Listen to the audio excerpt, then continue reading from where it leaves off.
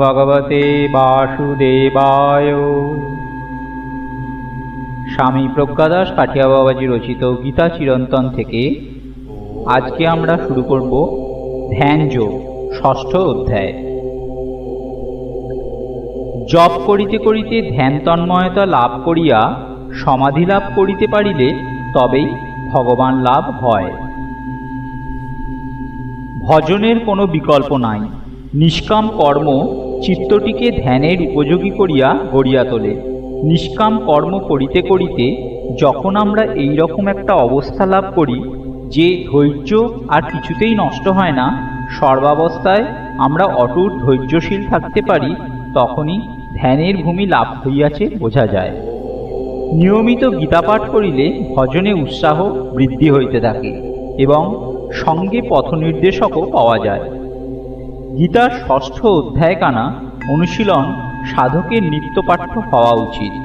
ষষ্ঠ অধ্যায়ের প্রথম শ্লোক হইল শ্রী ভগবান উবাচ অনাশ্রিত কর্মফলং কার্যং কর্ম করোতি যঃ স সন্ন্যাসী চ যোগী চ ন নিরগ্রীণ চাক্রিয়। অর্থাৎ কর্মফলের আশ্রয় না করিয়া যিনি নিজের কর্তব্য কর্ম করিয়া যান তিনিই যোগী, তিনিই সন্ন্যাসী। শুধুমাত্র কর্মত্যাগী বা অগ্নিত্যাগী ব্যক্তি সন্ন্যাসী নন। বালগঙ্গাধর তিলক বলিয়াছেন, নর করণী করে তো নর নারায়ণ হয়। অর্থাৎ মানুষ যদি কর্তব্য কর্ম করেন তবে তিনি নারায়ণ লাভ করেন। কর্তব্য কর্ম ধ্যানের ভূমি প্রস্তুত করে। যে কোনো একটি আদর্শকে ধরিয়া সংসারে থাকিতে হয়, শত বিরুদ্ধতাতেও আদর্শকে ছাড়িতে নাই। যে কোনো আদর্শ ধরিয়া চলিতে গেলে তাহাকে অনেক কিছুই ত্যাগ করিতে হয়, এমনকি সমস্ত ভোগবাসনাই ত্যাগ করিতে হয়। ত্যাগই নিষ্কাম কর্মের প্রাণ। অন্তরে এই ত্যাগ থাকে বলিয়াই চিত্ত বহির্মুখী হইতে পারে না। ইহা ধীরে ধীরে অন্তর্মুখী হইয়া নিজের মধ্যে গুটাইয়া থাকে এবং ধ্যান তন্ময়তা লাভ করে। এইভাবে নিষ্কাম কর্ম করিতে করিতে সাধক যখন ধ্যান তন্ময়তা লাভ করেন এবং ভগবানকে লইয়াই থাকিতে ভালোবাসেন, তাহাতেই আনন্দ পান, তাহাতেই তৃপ্ত হন। মন বাহিরিক ভ্রমণ সমাপ্ত করিয়া আত্মাতেই বিশ্রাম করে। তখন তাহার সমস্ত কর্তব্য তাহাকে ছাড়িয়া যায়। তাহার সংসারে আর কোনো কার্য অবশিষ্ট থাকে না। যস্তাত্মরতিরেব সদাত্মতৃপ্তশ্চ মানব আত্মনৈব চ সন্তুষ্টশ্চ কার্যং ন বিদ্যতে। এই ভূমি প্রস্তুত করিবার জন্যই নিষ্কাম কর্ম করিবার উপদেশ। কিন্তু কর্মের উদ্দেশ্য যদি অন্য কোনো বৈষয়িক স্বার্থসিদ্ধি হয় বা ফল কামনা পূর্ণ হয়, তবে ইহা সম্ভব নহে। তাই ভগবান সাবধান করিতেছেন, যং সন্ন্যাসমিতি প্রাহুর্যোগং তং বিদ্ধি পাণ্ডব ন হাস্যন্নস্ত সংকল্প যোগী ভবতি কশ্চন। হে পাণ্ডব, শাস্ত্র যাহাকে সন্ন্যাস বলিয়া থাকেন তাহাই যোগ বলিয়া জানো। যেহেতু সংকল্পত্যাগী না হইলে কেহই যোগী হন না। প্রথমে নিষ্কামভাবে কর্ম না করিলে চিত্তশুদ্ধি হয় না। অলসতা তমগুণেরই নামান্তর। ইহা এক মহাবিনষ্টি। তাই অদম্য উৎসাহে নিষ্কাম কর্ম করিয়া যাইতে হয়। আরূঢ় মুনের যোগং কর্ম কারণমুচ্যতে যোগারূঢ়স্য তস্যৈব সম কারণমুচ্যতে। যোগে আরোহণ করিতে ইচ্ছুক মননশীল পুরুষের পক্ষে কর্মই যোগসিদ্ধির কারণ কথিত হয়। যোগারূঢ় অবস্থায় সেই পুরুষের সমই সর্বসংকল্পের অভাব কারণ কথিত হয়। যোগারোহণে ইচ্ছুক ব্যক্তির আর রূঢ় পক্ষে যোগ লাভের জন্য নিষ্কাম কর্ম করা প্রয়োজন এবং যোগারূঢ় অবস্থায় সেই পুরুষের মধ্যে সর্বসংকল্পের অভাব হয়। নিষ্কাম কর্ম সাধককে যে পুরস্কার প্রদান করে তাহা হইলেও অন্তরের শান্তি। ইহাই ধ্যানের পূর্বশ্রুত। এখানে সম শব্দের অর্থ হইল কর্তব্য পালন জনিত মনের আনন্দ বা চিত্তপ্রসাদ বা মানসিক প্রশান্তি। মনের এই প্রশান্ত অবস্থা লাভ হইলে চিত্ত অতি শীঘ্র শ্রী ভগবত ধ্যানে স্থির হইয়া আসে। তাই যে কোনো একটি আদর্শকে সামনে রাখিয়া সংসারে কাজ করিতে যাইতে হয়। এক ভদ্রলোকের কথা আমরা জানি। তিনি নিজের মায়ের সেবাকে তাহার জীবনের আদর্শ করিয়াছিলেন। ইহার জন্য বিবাহ করেন নাই।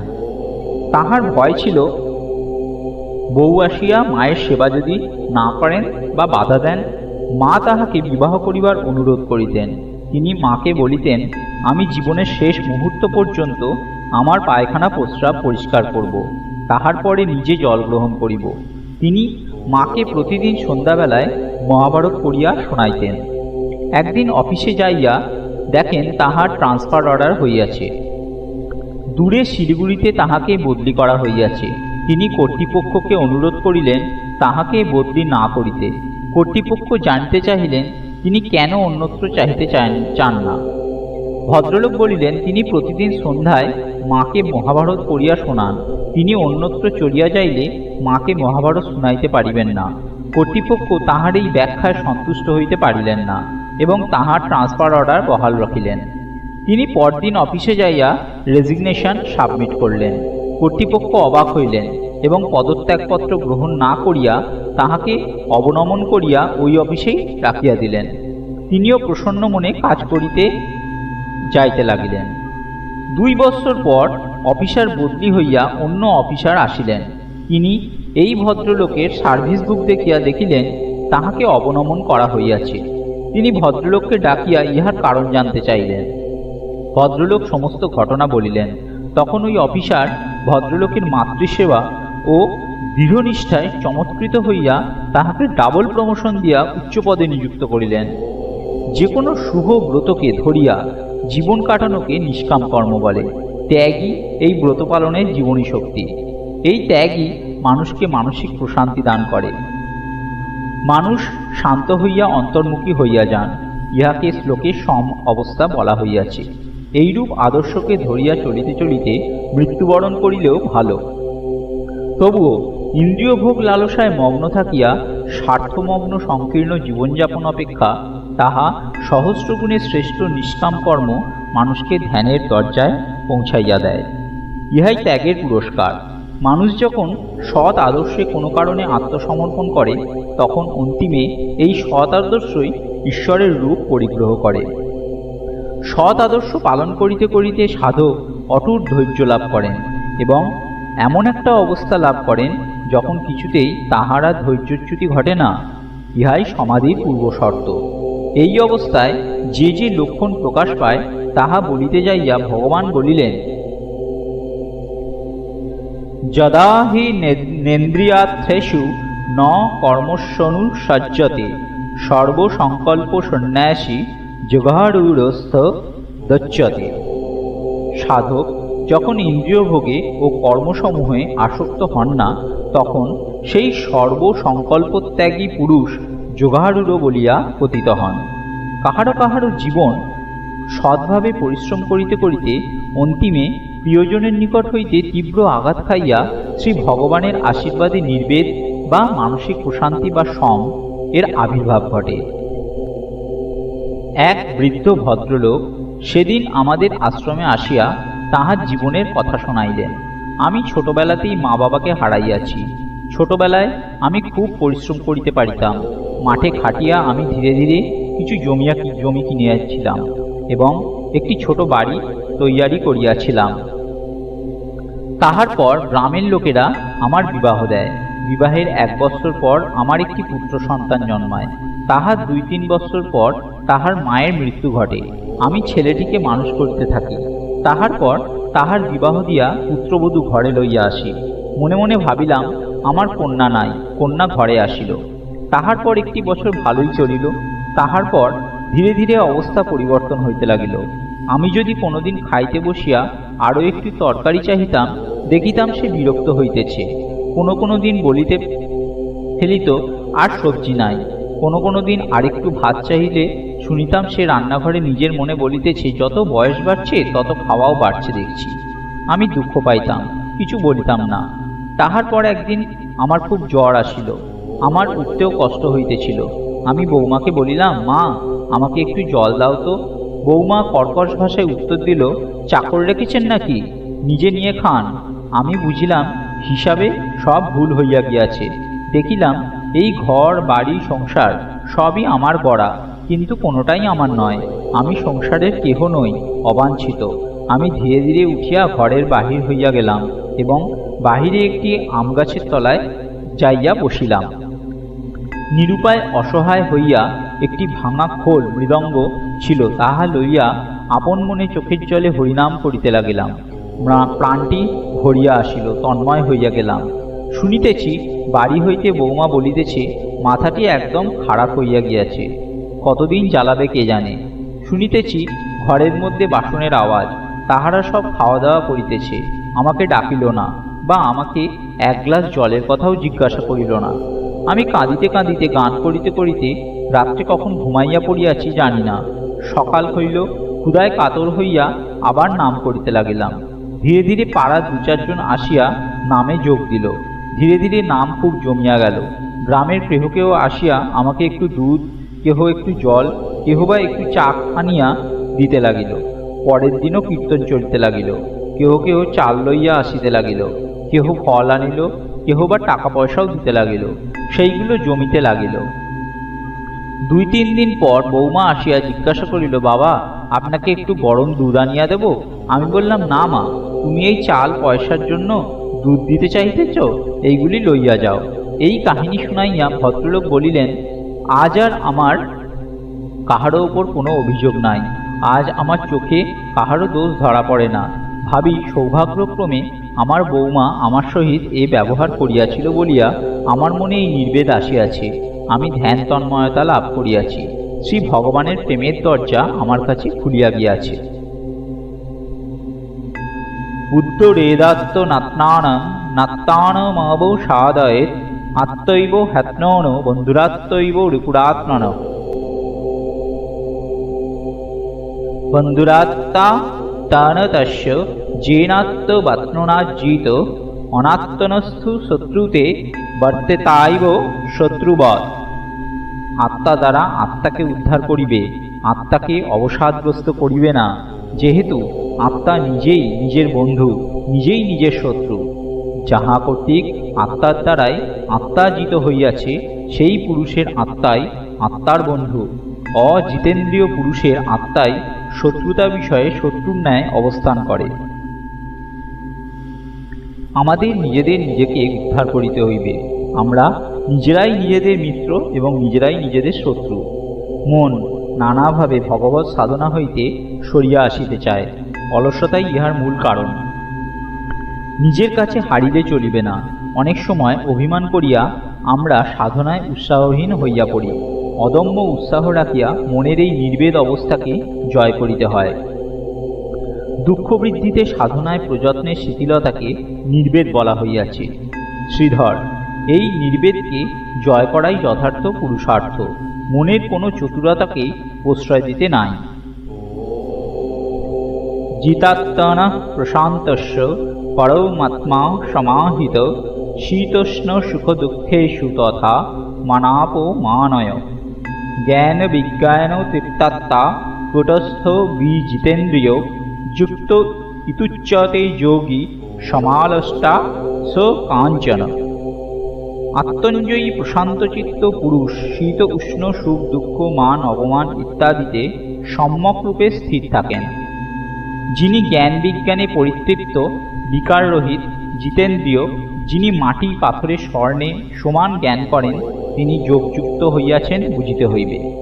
বিজ্ঞান মানসিক প্রশান্তরূপ বিশেষ অনুভূতিপ্রাপ্ত জ্ঞানকে বিজ্ঞান বলে। কুটস্থ গিরিশৃঙ্গের মতো নিজের আদর্শে স্থির। এইরূপ ভক্তিপ্রাপ্ত পুরুষের অবস্থা বর্ণনা করিতে যাইয়া নারদ ঋষি বলিয়াছেন, সস্তব্ধ ভবতি মত্ত ভবতি। স্তব্ধ শব্দ অর্থাৎ অবিচলিত চিত্ত, মত্ত অর্থাৎ নেশাগ্রস্তের মতো বাহ্য বিষয়ে উদাসীন, রাগদ্বেষ শূন্য। সুহৃন মৃত্যাঞ্জুদাসী না মধ্যস্থ দেশ্য বন্ধুষু সাধুষু ওপি চ পাপেষু সমবুদ্ধি বিশিষ্যতে। অর্থাৎ যিনি সুহৃদ মিত্র শত্রু উদাসীন মধ্যস্থ দেশী বন্ধু সাধু ও পাপীগণে সমান জ্ঞান করেন, তিনিই প্রকৃতপক্ষে শ্রেষ্ঠ। দ্বারভাঙা অঞ্চলে এক শান্ত মহাত্মা ভিক্ষায় বাহির হইয়াছিলেন। আগের দিন একাদশী ব্রত ছিল, তাই তিনি অভুক্ত ছিলেন। তাহার সঙ্গে শ্রী শ্রী গোপালজি ছিলেন। দ্বাদশীর পালন করিবার জন্য শ্রী শ্রী গোপালজিকে কিছু ভোগ দিয়া নিজে প্রসাদ গ্রহণের জন্য ভিক্ষার আশায় একটি দোকানের সামনে গিয়া দাঁড়াইলেন এবং একটি বাতাসা ভিক্ষা চাইলেন। দোকানদারের তাহার কথায় কর্ণপাত করিলেন না। দোকানে ভিড় ছিল, কোনো কোনো বালক বস্তা হইতে বাতাসা লইয়া খাইতেছিল। সাধুজি ভাবিলেন, আমিও যদি একটি বাতাসা লইয়া ঠাকুরজির ভোগ লাগাই, তাহা হইলে দোকানদারের হয়তো কিছু বলিবেন না। এই ভাবিয়া তিনি বস্তা হইতে একটি বাতাসা তুলিয়া লইলেন। তখন দোকানদার নামিয়া আসিয়া নানা রকম গালিগালাজ করিয়া জোরে চড় মারিলেন। সাধুজি পড়িয়া গেলেন। সেই অবস্থাতেও মারিতে লাগিলেন। সাধুজি অভুক্ত অবস্থায় অজ্ঞান হইয়া গেলেন। পরে ধীরে ধীরে জ্ঞান আসিলে উঠিয়া আকাশের দিকে তাকাইয়া শুধু বলিলেন, বাহারে গুরুজি তেরা লীলা, এই বলিয়া প্রস্থান করিলেন। সাধুজির অন্তরে কোনো ক্ষোভ বা অভিমান ছিল না। দোকানদারের ব্যবহারেও তিনি শ্রী ভগবানের লীলাই দর্শন করিয়াছিলেন। ইহা এক আদর্শ সাধু ব্যবহারের দৃষ্টান্ত। যথার্থ সাধু ব্যক্তি দীর্ঘ নিঃশ্বাসের মাধ্যমেও অপরের প্রতি অন্তরের ক্ষোভ ব্যক্ত করেন না। তাহারা সাধু এবং পাপীর মধ্যে সমবুদ্ধি হন। যোগী যুঞ্জিত সতত মাত্নানং রহসি স্থিত একাকী যত চিত্তাত্মা নিরাশির পরিগ্রহ। যোগী পুরুষ সর্বদা একাকী নির্জন স্থানে অবস্থান করিয়া চিত্ত ও দেহের সংযম পূর্বক আশারহিত পরিগ্রহশূন্য হইয়া আত্মাকে পরমাত্মাতে নিযুক্ত করিবেন। এখন শ্রী ভগবান শ্রী গুরুরূপে আমাদের হাত ধরিয়া ধ্যানের জগতে প্রবিষ্ট করাইতেছেন। আসুন সাধক আমরা আনন্দিত চিত্তে নির্ভয়ে নিশ্চিত হইয়া শ্রী গুরুরূপী ভগবানের সঙ্গে ধ্যানের জগতে প্রবেশ করি। শ্রী শ্রী নারদ ঋষি ভক্তিসূত্রে বলিয়াছেন, সর্বদা সর্বভাবেন নিশ্চিন্তিতই ভর্গবাণেব ভজনীয়। এইরূপ সাধক সর্বদা একান্ত স্থানে বাস করিতে ইচ্ছা করিবেন। গীতার 3য় অধ্যায়ে শ্রী ভগবান বলিয়াছেন, যাহার শ্রী ভগবানে ভক্তি উপজাত হইয়াছে, ভগবানকে পাইবার জন্য ইচ্ছা জাগ্রত হইয়াছে, তাহার আর কোনো কর্তব্য থাকে না। তাহার বুদ্ধি বিশুদ্ধ হইয়াছে। ভগবত দর্শন ছাড়া বুদ্ধিতে আর কোনো কিছু কামনা নাই। তিনি ধৈর্যযুক্ত হইয়াছেন, কিছুতেই তাহার ধৈর্যচ্যুতি ঘটে না। বলা হইয়াছে, ধৃত্তা জয়া ধারয়তে মনঃ প্রাণেন্দ্রিয় ক্রিয়া যোগেনাভ্যবিচারিণ্যা ধৃতি সা পার্থ সাত্ত্বিকী। নিজের নিত্য নিয়মের সঙ্গে তিনি যুক্ত। নিয়মভঙ্গে ভীষণ ভয় পান। শব্দাদীন বিষয়ত্যাক্তা ইন্দ্রিয় ভোগলালসা মন হইতে প্রস্থান করিয়াছে। রাগ দেশ বুদ্ধস্য চ সাংসারিক বিষয়েও মমতা নাই, আবার বিদ্বেষও নাই। ইনি স্বভাবতই একান্তে বাস করিতে ইচ্ছা করেন। আমায় থাকতে দে না আপন মনে, আমায় থাকতে দে না, আমায় থাকতে দে ওই শ্রীচরণটিতে, আমায় থাকতে দে। তাহার মনের ভাবটি এইরূপ নারদ ভক্তিসূত্রে বলা হইল, লোকাহান্যৌ চিন্তা ন কার্যা নিবেদিতাত্ম লোক বেদাত্মাৎ। অর্থাৎ ভক্তের লোকহানির চিন্তা করা উচিত নয়, কারণ সে নিজেকে এবং লৌকিক বৈদিক সমস্ত প্রকার কর্মগুলি ভগবানে সমর্পণ করেছে। মনের মধ্যে আর সাংসারিক ভোগসুখের কোনো আশা নাই, সঙ্গে কোনো সঞ্চয়ও নাই। মনে জগৎ সম্পর্কে কোনো আশা নাই। সাধক বড় কষ্টে এই অবস্থা লাভ করিয়াছে। এখন ভগবানের সঙ্গ ছাড়া হইও না, চলো অগ্রসর হইয়া চলো। এই সাথেই শেষ হলো আজকের গীতার স্বাধ্যায়। ওম নমো ভগবতে বাসুদেবায়। সমস্ত দর্শক ও শ্রোতা বন্ধুরা, আগামী দিনে এই ধরনের পাঠ আরও পেতে অবশ্যই সত্যের সন্ধান চ্যানেলটিকে সাবস্ক্রাইব করুন ও পাশে থাকা বেল আইকনটি অবশ্যই ক্লিক করবেন। নমস্কার।